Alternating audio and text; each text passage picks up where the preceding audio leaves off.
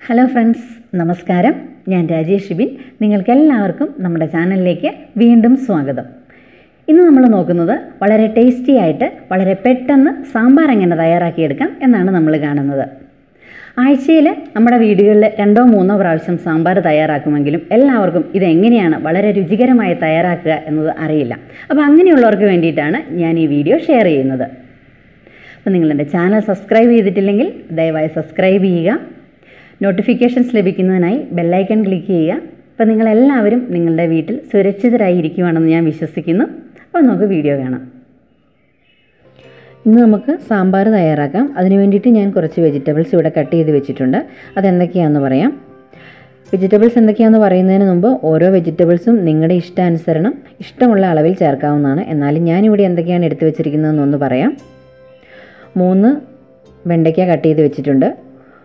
1 മുരിങ്ങക്കോല് ഇതുപോലെ കഷ്ണങ്ങളാക്കി വെച്ചിട്ടുണ്ട്. 3 മുളക്, 1 ഇടത്തരം തക്കാളി, ചെറിയൊരു കഷ്ണം ഏത്തവാഴയ്ക്ക, 1 ചെറിയ ക്യാരറ്റ്, 1 ചെറിയ സവോള, 1 വലിയ കിഴങ്ങ് കഷ്ണങ്ങളാക്കിയത്, പിന്നെ 2 ബീൻസ്. നമുക്കിനി വെജിറ്റബിൾസ് എല്ലാം കുക്കറിൽ 1 വിസിലടിക്കുന്നിടം വരെ വേവിച്ചെടുക്കാം. വെജിറ്റബിൾസ് വേവിക്കാൻ ഞാനിവിടെ ഒരു കുക്കർ എടുത്ത് വെച്ചിട്ടുണ്ട്. ഇതിലോട്ട് നമുക്ക് ആദ്യമേ തന്നെ പരിപ്പ് ചേർത്ത് കൊടുക്കാം. സാമ്പാർ പരിപ്പാണിത്. ഇത് 1 കപ്പുണ്ട്. നമ്മുടെ മെഷറിംഗ് കപ്പിന് 1 കപ്പ് പരിപ്പാണ് ഇപ്പോൾ ചേർത്ത് കൊടുക്കുന്നത്. ഈ പരിപ്പ് തലേദിവസം രാത്രിയിൽ കുതിർത്ത് വെച്ചിട്ടുള്ളതാണ്. അത് രാവിലെ കഴുകി വാരി എടുത്തിട്ടാണ് ഇതിനകത്ത് ഇപ്പോൾ ചേർത്തിരിക്കുന്നത്. ഇനി നമുക്ക് വെജിറ്റബിൾസ് ഇതിലോട്ട് ഇട്ട് കൊടുക്കാം.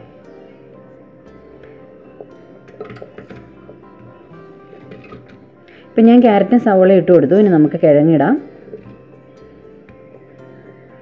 ഇനി ബീൻസ്, ഏത്തയ്ക്ക കഷ്ണങ്ങളാക്കിയത്, ഇനി പച്ചമുളക് ഇട്ട് കൊടുക്കാം.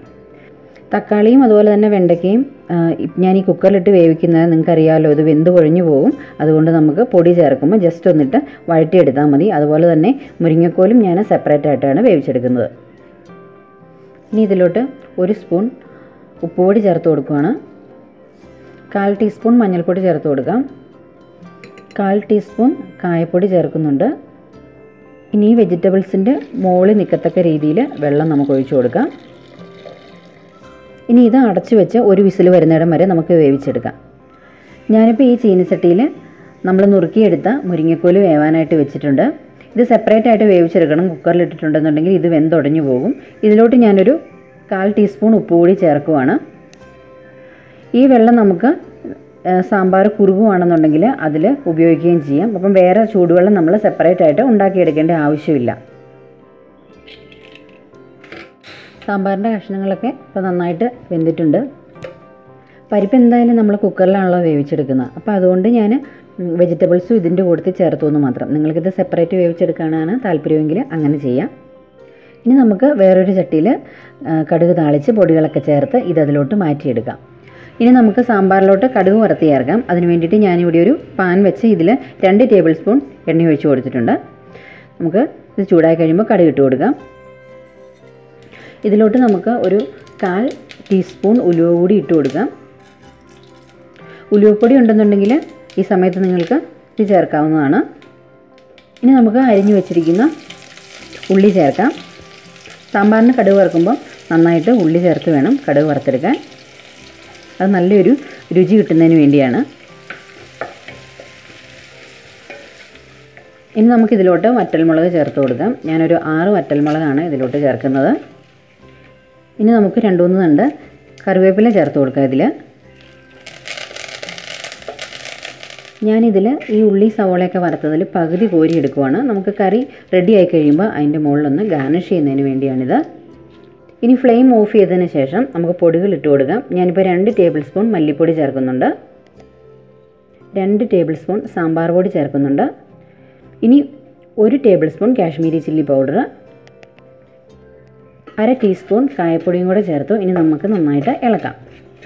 ഞാൻ മുളക് പൊടി വേറെ ചേർത്തിട്ടില്ല. കാരണം പച്ചമുളക് ഇട്ടിട്ടാണ് ഞാനിത് ഓൾറെഡി വേവിച്ചെടുത്തിട്ടുള്ളത്. അതുപോലെ തന്നെ നമ്മൾ വറ്റൽമുളക് കടുക് വറുത്തതിൽ നന്നായിട്ട് ചേർത്തിട്ടുണ്ട്. കൂടുതൽ എരിവ് സാമ്പാറിന് ആവശ്യമില്ല. അതുകൊണ്ടാണ് ഞാൻ മുളക് പൊടി ചേർക്കാത്തത്.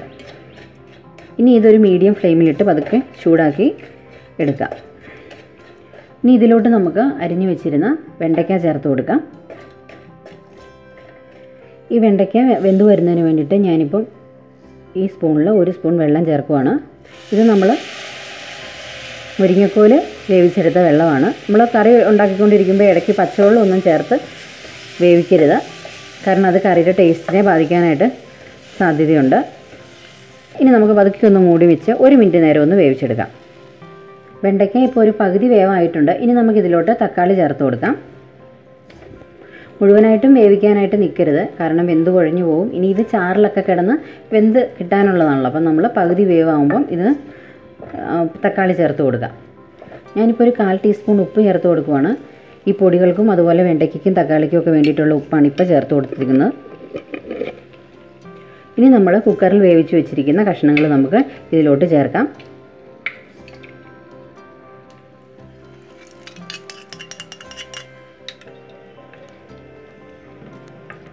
ഇതിനോടൊപ്പം തന്നെ നമുക്ക് മുരിങ്ങക്കോല് വേവിച്ച് വെച്ചിരിക്കുന്നതും കൂടെ ചേർക്കാം. ഈ വെള്ളവും ഇതിൻ്റെ കൂടെ നമുക്ക് ചേർത്ത് കൊടുക്കാം, കാരണം ഇപ്പം അല്പം തിക്കായിട്ടാണല്ലോ നമ്മുടെ സാമ്പാർ ഇരിക്കുന്നത്. അപ്പോൾ അതൊന്ന് ലൂസാക്കാൻ വേണ്ടിയിട്ട് ഈ വെള്ളം ഒഴിച്ചു കൊടുക്കാം. ചൂടുവെള്ളം മാത്രമേ ഒഴിക്കാവുള്ളൂ. ഇളം ചൂടുവെള്ളം ഒഴിച്ചാൽ മതി, അല്ലെങ്കിൽ കറിയുടെ ടേസ്റ്റ് പോകും. ഇപ്പം നിങ്ങൾക്ക് കാണാം, നമ്മൾ കുക്കറിലാണ് വേവിച്ചെടുത്തെങ്കിലും കഷ്ണങ്ങളൊന്നും അങ്ങനെ വെന്തൊന്നും പോയിട്ടൊന്നുമില്ല. ഇനി നമുക്ക് ഈ കറിയിലോട്ട് പുളി പിഴിഞ്ഞ് ചേർക്കണം. അതിന് വേണ്ടിയിട്ട് ഞാൻ ഒരു ചെറുനാരങ്ങയുടെ വലുപ്പത്തിൽ ഉരുട്ടിയെടുത്തിട്ടുള്ള പുളിയും അതുപോലെ അതിനാവശ്യമായിട്ട് 1/4 ടീസ്പൂൺ ഉപ്പും അല്പം വെള്ളവും കൂടി ചേർത്ത് മിക്സാക്കി വെച്ചിട്ടുള്ളതാണിത്. പുളി കുറച്ച് ഒഴിച്ചു കൊടുക്കാവുള്ളൂ. അതിനുശേഷം നോക്കിയതിന് ശേഷം ആവശ്യമുണ്ടെങ്കിൽ ബാക്കി ചേർത്ത് കൊടുക്കുക. തക്കാളി ചേർത്തിരിക്കുന്നതുകൊണ്ട് ഒരുപാട് പുളിയുടെ ആവശ്യം വരില്ല. പുളിയിൽ ഉപ്പ് ചേർത്തിരിക്കുന്നതുകൊണ്ട് ഇനി നമ്മൾ വേറെ സെപ്പറേറ്റ് ഉപ്പ് പുളി ചേർത്ത് കഴിഞ്ഞതിന് ശേഷം ഇടേണ്ട ആവശ്യമില്ല. ഇപ്പോൾ സാമ്പാർ നന്നായിട്ട് തിളച്ചിട്ടുണ്ട്. ഇനിയിപ്പോൾ നമുക്ക് ഉപ്പോ പുളിയോ എന്തെങ്കിലും വേണമെന്ന് നോക്കിയിട്ട് ഫ്ലെയിം ഓഫ് ചെയ്യാവുന്നതാണ്. സാമ്പാർ കൂടുതൽ കുറുകിയാണ് ഇരിക്കുന്നതെന്ന് തോന്നുവാണെങ്കിൽ കുറച്ചുകൂടി ചൂടുവെള്ളം ചേർത്ത് കൊടുക്കണം. പച്ചവെള്ളം ഒരു കാരണവശാലും ഇതിനകത്തോട്ട് ചേർക്കരുത്. ഇനി ഫ്ലെയിം ഓഫ് ചെയ്ത് ഇത് വേറൊരു ബൗളിലോട്ട് നമുക്ക് മാറ്റാം. നമ്മളിന്ന് വളരെ പെട്ടെന്ന് തന്നെ അവശ്യം ചേരുവകളൊക്കെ ചേർത്ത് സാമ്പാർ റെഡിയാക്കി ഒരു ബൗളിലോട്ട് മാറ്റി വെച്ചിരിക്കുകയാണ്.